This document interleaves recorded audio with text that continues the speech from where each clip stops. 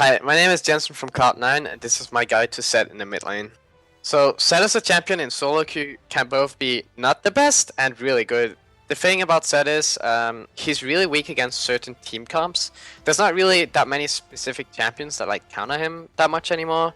He used to have a lot of like hard matchups and stuff, but he's been buffed a lot recently, and the new mastery synergizes very well with him. So there's not really that many champions that he's bad against. You might struggle later on in the game if you play against something like Kayle or Lissandra, but even those matchups as a 1v1 are pretty good for him now. But he's a champion that has a lot of snowball potential, so yeah, you just need to be careful though, because he's also a champion whereas if you fall behind, he's kind of weak, so just play to your strength, and Zed should be a really good pick for solo queue. So how you want to play the lane, as I said earlier on, is you just want to try to last hit with your Q without taking too much damage. And honestly, giving up a few CS early, as I said, is not the worst, like level 1 to 2. Because you don't want to get poked out of lane, like that's kind of your weak point. Once you get level 3, you can start like harassing the opponent. You just want to like try to stay back and get as many CS as possible. If there's opportunities to land your Q on the opponent, you should definitely go for it and avoid like hitting the creeps first, so damage, obviously. Yeah, you just want to try to harass him. As the lane progresses, you can harass more and more. And yeah, like I said, Zed is kind of a snowball champion, so if you get ahead, you just honestly want to try to like kill your laner over and over again, and then you can also start split pushing around like level 8 to 10, somewhere like there. Preferably 11 actually, once you get your level 2 ultimate. That's a good way of playing Zed. I think one thing about Zed is he's very underrated, like his team fighting. So don't think like you're forced to split push or anything, because if you can team fight, you should definitely go for it once you get a few items, like 2 to 3 items. But Zed synergizes much better if you have like a lot of CC on your team. So keep in mind, like if you guys have a weaker team comp, you just want to look to split push as well. And in team fights, you definitely want to look to go for the squishy targets. Zed is not really the type of champion that goes for frontline, so you just want to primarily go for the AP carries and AD carries, but also like distract people in team fights.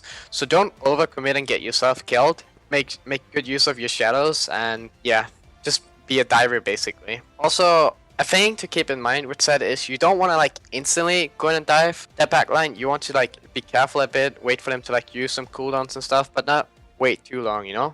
For example, if you play against something like a Lissandra, you don't just want to like instantly dive in, because that's just going to get you killed. But if you have something like a Mercurial or QSS and you know your limits, then it's fine to go in. But it's unlikely that you can just straight up kill someone like that, so you just want to like remember to play it smart in team fights and not dive too hard. So there's a few things you can do with Zed. For example, I think a lot of people don't know is that you can Q then flash on Zed, so that the Q travel time hits faster. A lot of people don't know about this, so you can like, if a target is low or something and they have a flash up, if you Q then flash, it's very hard for them to react to it, for example. And also like, there's a lot of things you can do with your ultimate and your shadows. For example, like if you ultimate in before you use your spells, you can like throw a W, so you can like try to hit him with 3 shurikens instead of just 2, you know, for more burst. And yeah, there's a lot of things, there's a lot of stuff you can like play around with once you become more experienced with Zed, like learning how to manage your shadows better. And for runes and Zed, I go 9 armor pin in marks and scaling health in yellows and flat magic resist in blues. And then for quints, I go 3 flat 80 quints. And also, if you're laning against an 80 as Zed, you can go for armor runes instead of scaling health per level. You can also go scaling CDR or flat CDR and glyphs instead of the magic resist, but it does make you a lot more vulnerable on lane, and you typically want to win lane on Zed, so I would just go for the lane dominant build. But then again, if you're laning against an 80, you can just take scaling or flat CDR. And for masteries on Zed, I go 12, 18, 0. Also, in rare cases, you could go 6, 18, 6. It's a very defensive build, but typically 12, 18, 0 is the best, since you want damage on Zed and strong lane as well. And I go for the Feast over the double-edged sword, and Bounty Hunter over Oppressor. Both are kind of fine, but I think this is probably the best to go for. Then I go for the Assassin Mastery instead of Secret Stash, because again, you just want to be as dominant on lane as possible, and the Assassin also helps on minions and stuff, which is I don't think a lot of people realize. So I don't know. I just feel like Assassin is better in general, and it also just got buffed recently on the new patch. And everything else is pretty standard, I guess. Precision over intelligence as well, because armor pin helps a lot instead. So I would definitely go for that one. And for skill order for set, you want to max Q and take Q level 1, W level 2, and E level 3. Pretty standard. You can also take E level 2, but that's only if you lane against a melee, then it can be fine. Also, in rare cases, you can take E level 1 if you're against like a melee where you feel like you don't want to, where you can't hit the Q, then it can be okay to do, but Q is definitely the most common thing to do.